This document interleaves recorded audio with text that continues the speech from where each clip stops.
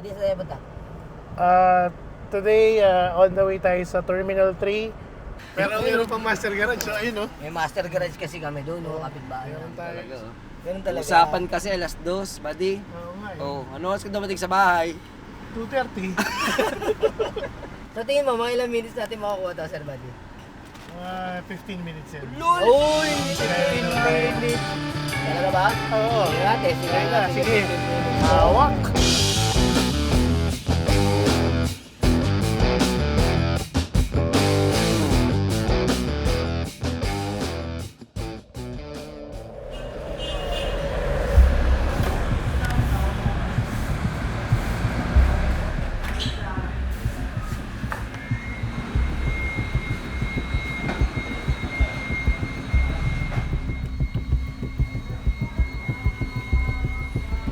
Idol, pero mo ko ng upuan yun ng monoblock.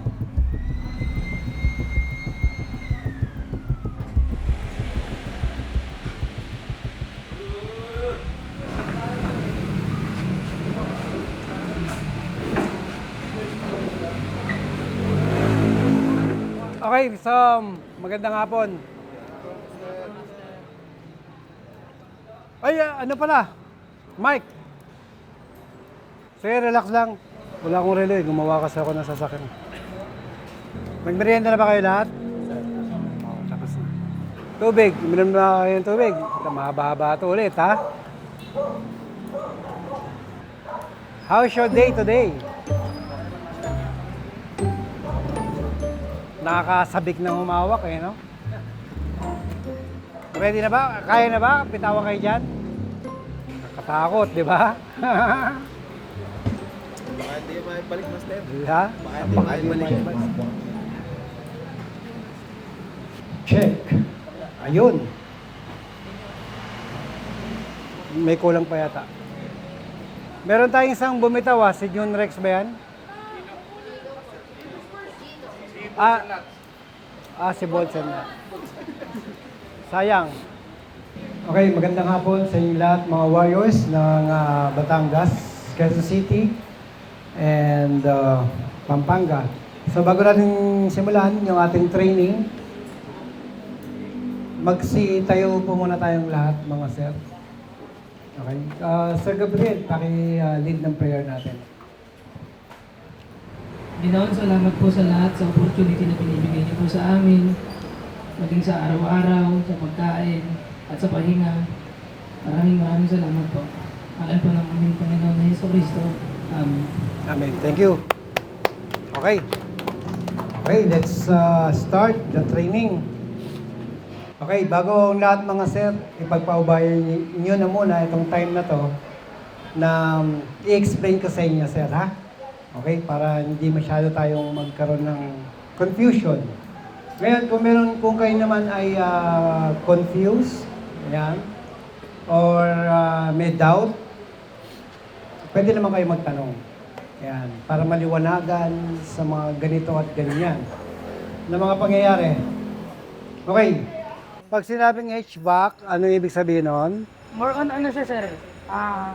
Pero yung akin po, sir, high temp po at saka low temp. Yung mga lab test po, mga Yeah. yung mga tinetest din po nila doon, mga parts din po ng sasakyan, like yung mga device po ngayon na na bago, yung mga ADAS, mga ganun po. Mga bago po eh. Pero kami lang po yung nagme-maintenance po ng mga makina po ng ginagamit po.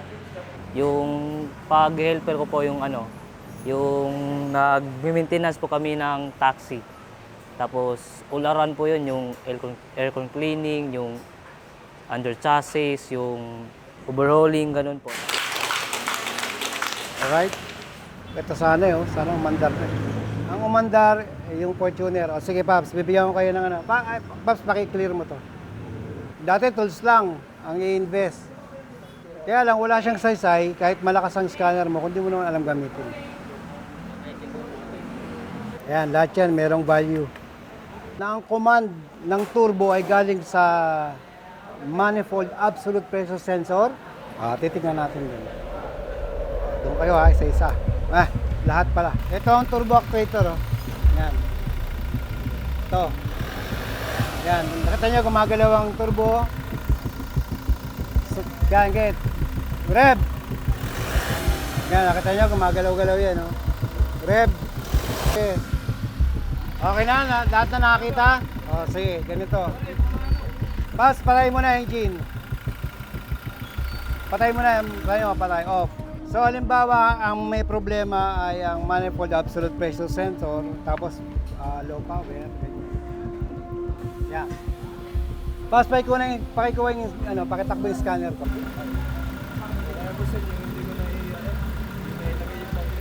Ito na, scanning report, Pops. Check engine. Okay? Tinan nyo sa dashboard. Nakita nyo kung naka-check engine? Next. Oh, ito ha. Tinan nyo kung gagalaw itong rod na to. Okay. Rev. Rev.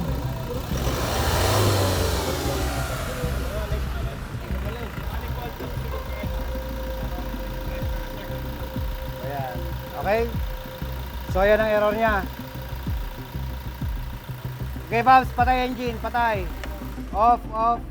Babalik ko lang ito sa akin. Okay, ignition on. On. Naka-on na raw. Okay, Pops, start.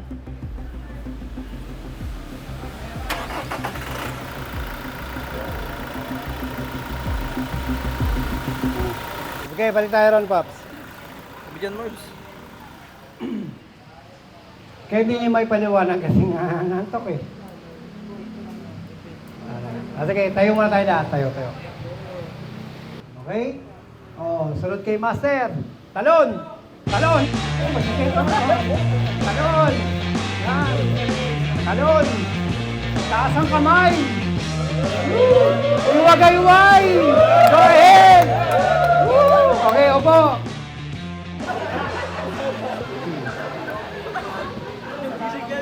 Pops, kapag hindi nyo ito inabsorb, mahihirapan kayo. Okay?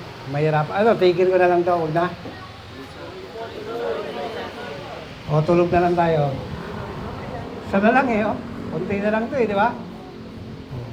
Ito yung mga binabaklas natin dyan. Paano to? Pag di nyo naintindihan.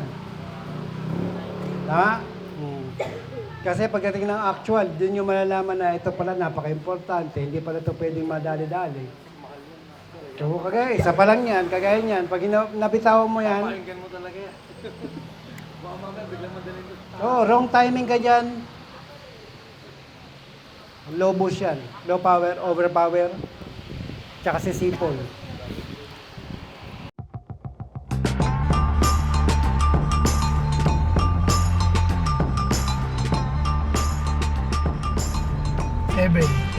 Ayan, di na nakasaba. Ang lapit mo talaga, Ben.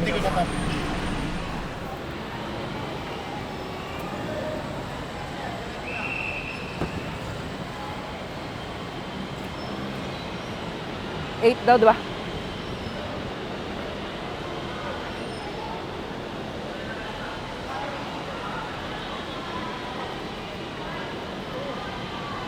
Sana. Kanino tumawag yun sa'yo? Ang cellphone na iwanan ko sa kotse.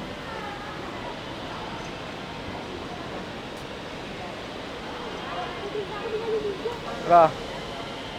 Asan daw kayo? Labas ng anong bay? Oo, sige. 7 saka ano? Nakita na kayo? Nakita na kayo? Ay,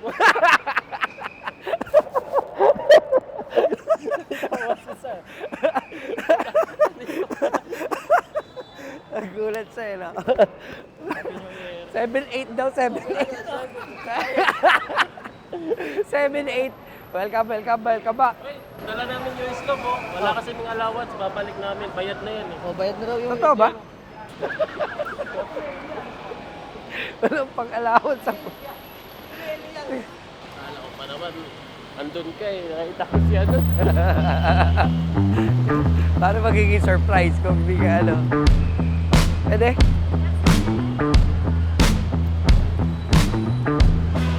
Pwede? No?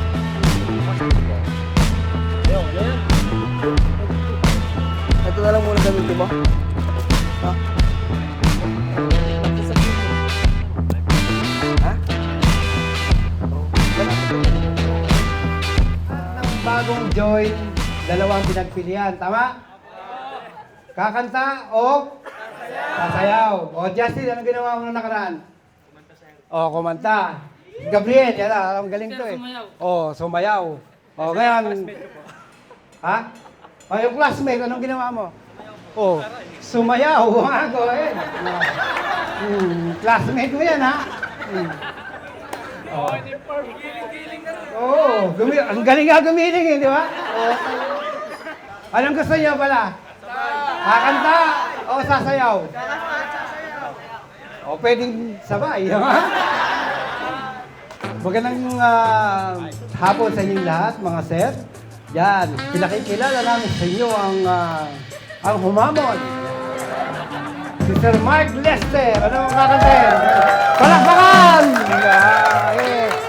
Tira! Kahit hanggang chorus lang.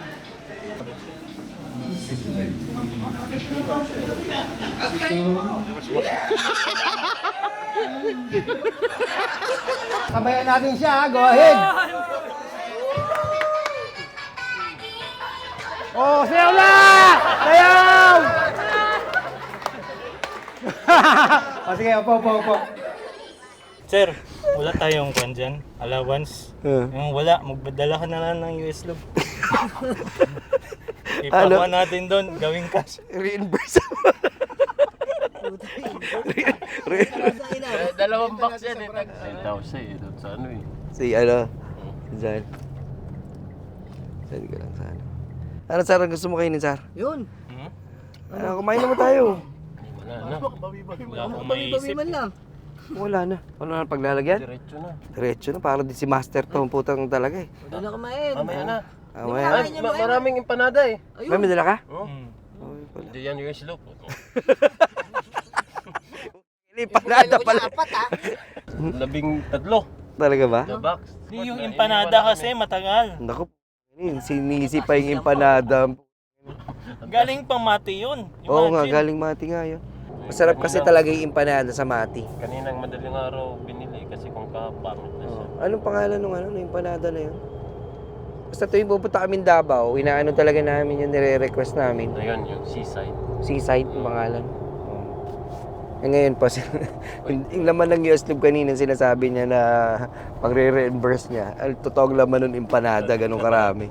Ganun karami? Eh, ano pa, mangustin at saka milo. Ang dami po. 15 kg yan. Talaga ba? Mangustin. Ang dami, no? Favorite nila yun. Ano lang kami ng 20 para lang dyan. Para lang dun sa ano? Oo, Wala na kaming dalang kwan. Mangustin. Mangustin talaga naman.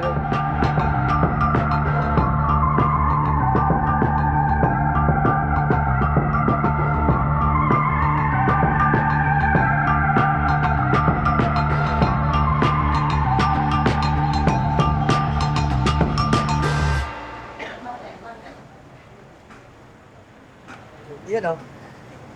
Uy, na Sir Peter. Ayun. Nice to see you. 2 taon din eh. Kaya nga, po tayo. Nakabalik din. Ayun. Yan. Ginagawa. Sir Peter po. Yan, may-ari ng Master Garage Davao. Ito po siya. Ayan. Sa bibisita. So, ito, nagtsamba-tsamba na naman. Tagal natin hindi nakita. Para mga 2 buwan na. Wait lang, dadaan lang ako. Sorry sir.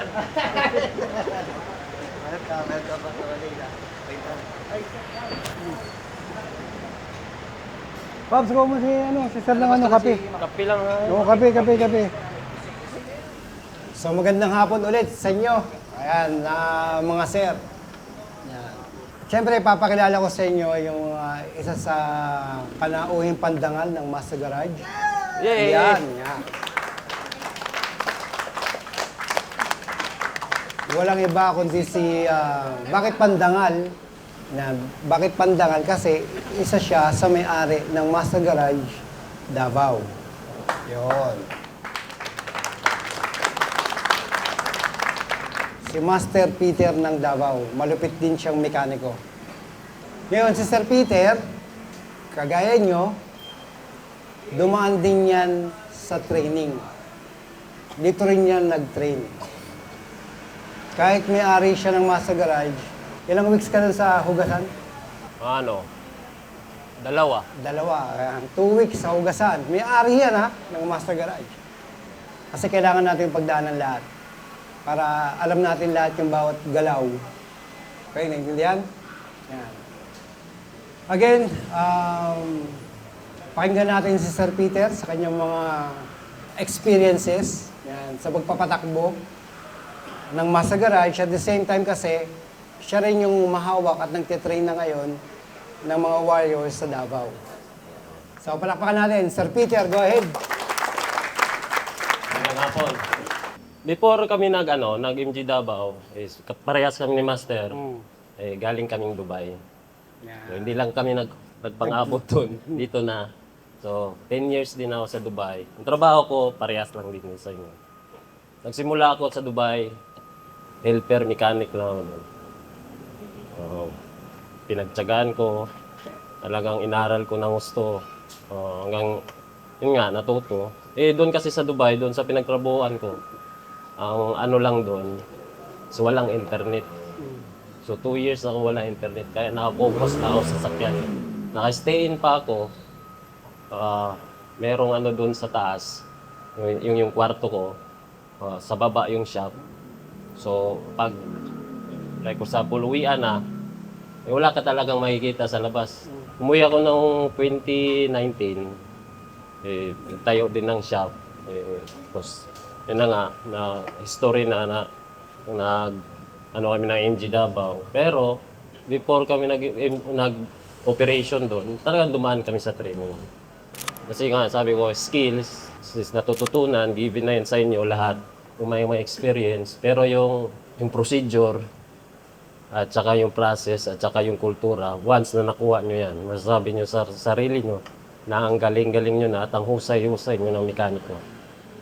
Yun yung inadapt ko. Turo, yung mga advice, kung paano gawin to, kung magkamali man, bangon ulit.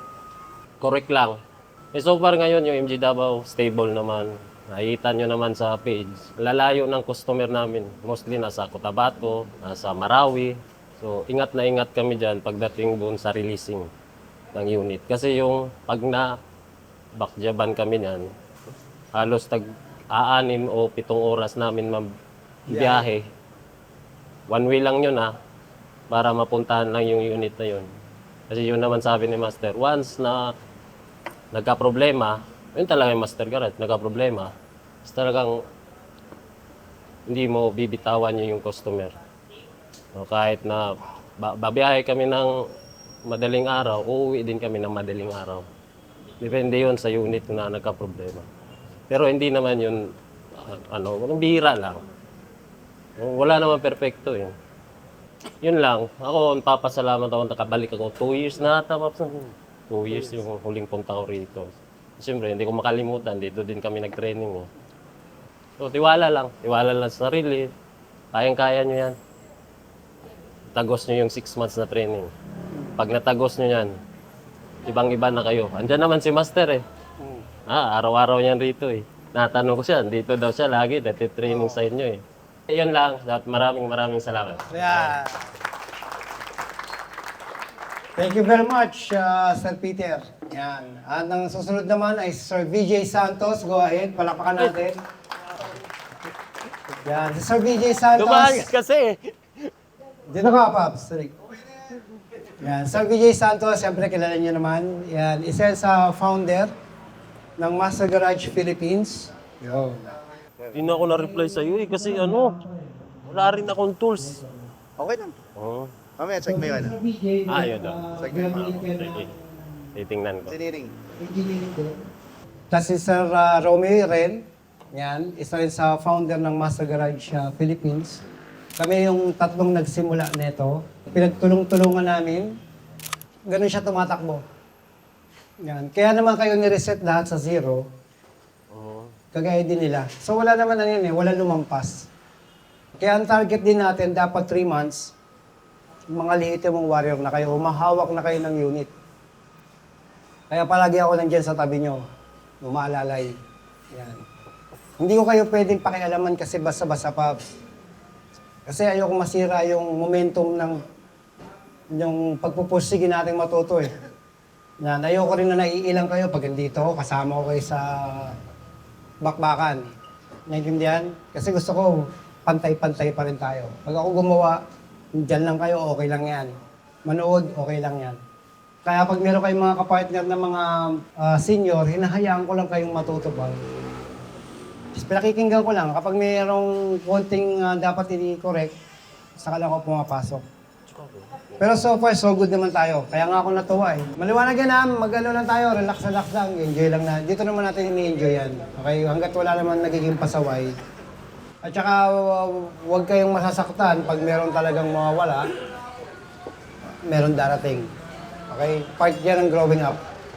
Dito naman, hindi naman kami nagtatanggal basta-basta. Lahat binibigyan ng importansya. Ayan. Adrian, saan pa rin? Binabantay mo lagi si, sabay ka mo sa mga ganun. Sira ulo. Talaga, Hindi pa nga eh. Okay, so bukas, last day natin sa training muna. Hindi, ako sa inyo.